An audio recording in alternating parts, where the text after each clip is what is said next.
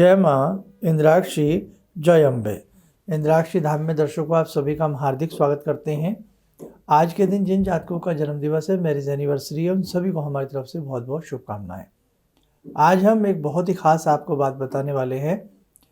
कई बार हम किसी भवन में प्रवेश करते हैं, उसमें रहने जाते हैं या खरीदते हैं, लेकिन जब हम उस भवन में प्रवेश करते हैं तो मुसीबतों के पहाड़ मानो टूटने पड़ते हैं। संकट के ऊपर संकट आता है, कभी मृत्यु होने लगती हैं। तो वहाँ क्या भाग्य का दोष है या उस वास्तु का दोष कह सकते हैं। तो इस चीज़ में हमें क्या करना चाहिए।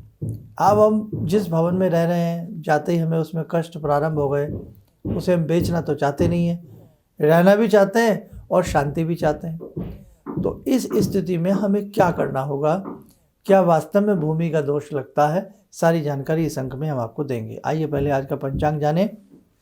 15 फरवरी सन 2023, संवत 2079, दिन बुधवार, फाल्गुन मास का सन पक्ष, तिथि आज नवमी है, नक्षत्र ज्येष्ठा। आज जन्मे जातक गणमूल नक्षत्र की श्रेणी में होंगे।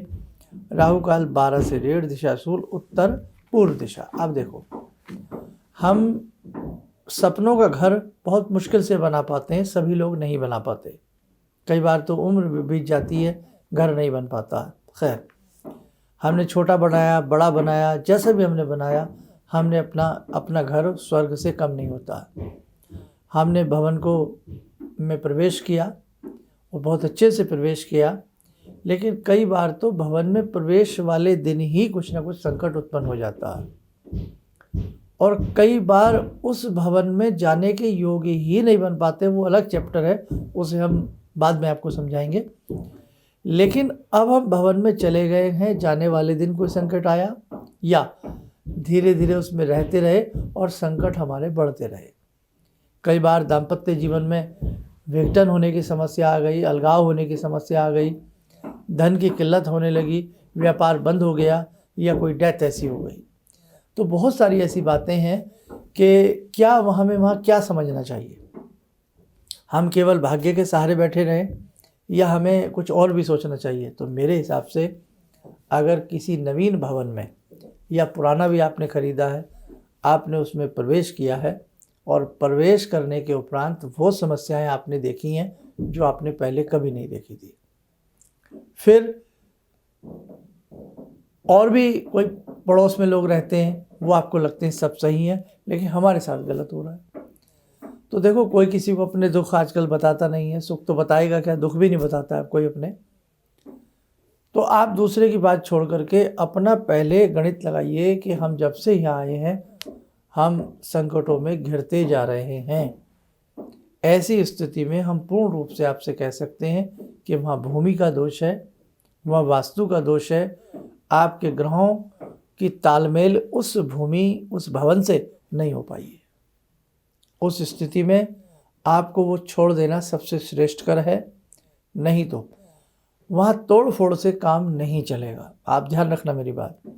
वास्तु में कई बार आप वास्तुविद को बुला करके तोड़ फोड़ की आपको राय दे दी जाती है। यहाँ से ये टॉयलेट तोड़ दीजिए, यहाँ से ये फर्श ऊंचा कर दीजिए, यहाँ से ये झूमर लटका दीजिए। मेरी बात ध्यान रखना, उस तोड़ फोड़ में भी आपके पैसे ही नष्ट होंगे, आपको रिलीफ नहीं मिलेगा। अब क्या करें।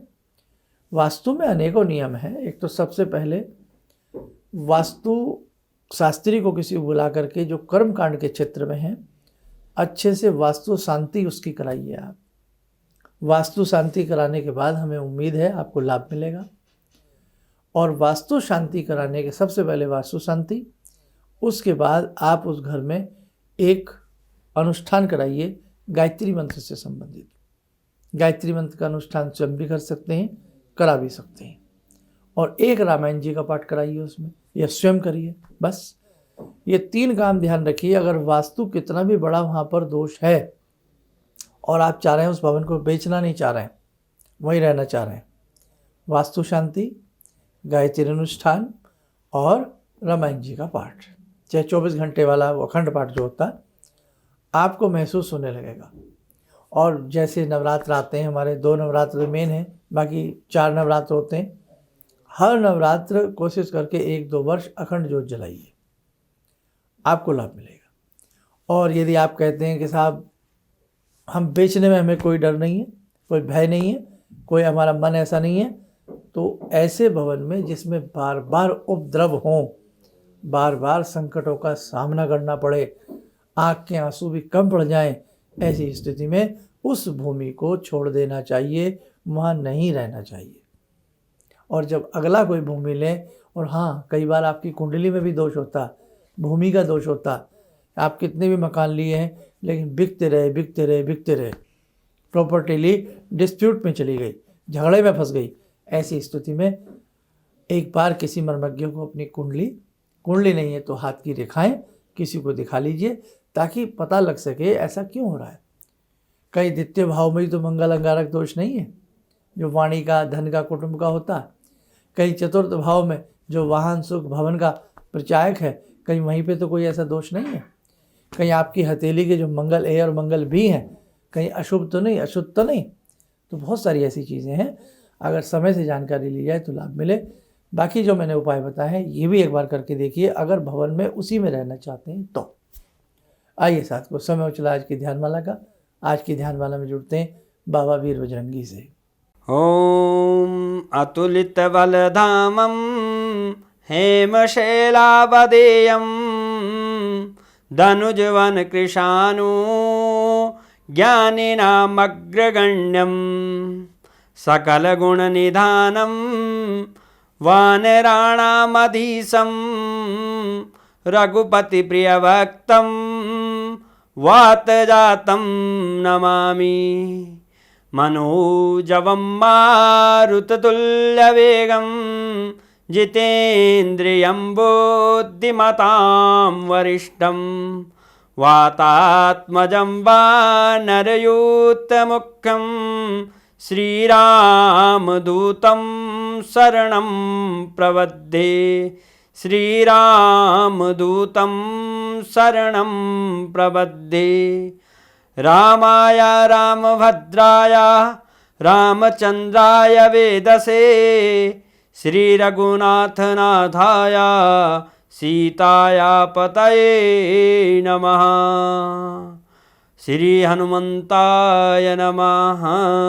कवच बना लें, ध्यान करें, हनुमान जी का शुभ आशीष हम सबके ऊपर बरस रहा है।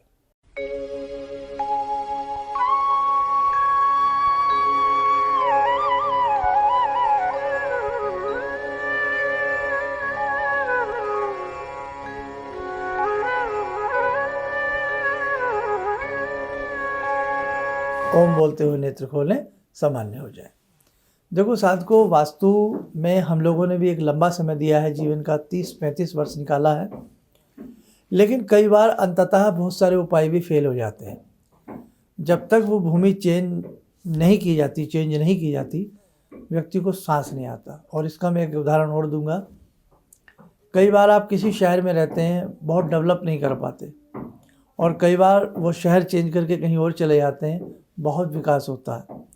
और कई बार जहाँ रह रहे होते हैं वहाँ बहुत अच्छे होते हैं, और चेंज करके जाते हैं वहाँ डंप हो जाते हैं। तो ये सारी चीज़ें भी ज्योतिष में आती हैं कि आप कोई व्यापार करना चाह रहे हैं तो क्या आपको स्थान परिवर्तन करके करना चाहिए, या आप जैसे कंट्री में आपके मन में आ रहा है कि मुझे इस कंट्री से कोई व्यापार शुरू करना है, तो वास्तव में मुझे किस कंट्री से व्यापार करना चाहिए, किस सिटी से व्यापार करना चाहिए, किस अक्षर से शुरू होकर के वो व्यापार करना चाहिए। बहुत सारी ऐसी चीज़ें हैं जो अच्छे से अगर कैलकुलेशन की जाए तो आपको बहुत बड़ा लाभ मिल सकता है। अनेकों लोग आए दिन हमें फ़ोन करते हैं व्यक्तिगत मिलने के लिए। तो देखो, व्यक्तिगत मिल पाना तो हमारा अभी संभव नहीं है, शेड्यूल बहुत टाइट है। अगर आप देश विदेश में कहीं भी आप रहते हैं, आप इस प्रकार की किसी समस्या से या किसी भी समस्या से जूझ रहे हैं, तो आप टेलीफोनिक अपॉइंटमेंट हमारे संस्थान में सुबह 10 से शाम 6 के बीच में लेकर के अपना टाइम फिक्स करा सकते हैं। दूसरी बात, जिनके पास कुंडली नहीं है, तो हमने पहले भी कहा है, ऐसे व्यक्ति अपनी हाथ की रेखाएं यानी कि हाथ का फ़ोटो भेजें। आजकल तो मोबाइल सबके पास सिस्टम है, उस माध्यम से भी कहीं ना कहीं बहुत कुछ हो सकता है। रही बात वास्तु की, वास्तु में अगर कोई बड़ी आप कोई उद्योग लगाना चाह रहे हैं या आप कोई बड़ा भवन बनाना चाह रहे हैं, अब आपने अगर बना बनाया ख़रीदा है तो उसका तो नक्शे से काम चल जाता है, लेकिन बनाना चाह रहे हैं तो उसका अगर वास्तु के हिसाब से आप मैप बना करके आगे बढ़े तो आपको अच्छा लाभ मिलेगा। आप स्वस्थ रहें, सुखी रहें। इन्हीं शुभकामनाओं के साथ हम अपनी वाणी को विराम देते हैं। जय जय अम्बे। तो आपने एक हमको 11 लौंग और बजरंग बाण की बात की थी, तो मैंने अपने पोते के लिए, मतलब पोता जो है मेरा हमेशा जब भी कहीं बाहर निकलता था, बहुत चुलबुल टाइप का है, तो उसको हमेशा कुछ न कुछ होता, रात भर रोता था। लेकिन वो 11 लौंग को 11 बार मैंने वो किया और 11 दिन तक किया और 21 दिन है, उसके बाद से अभी तक तो कभी घूमने जाता है तो उसको कुछ नहीं होता है।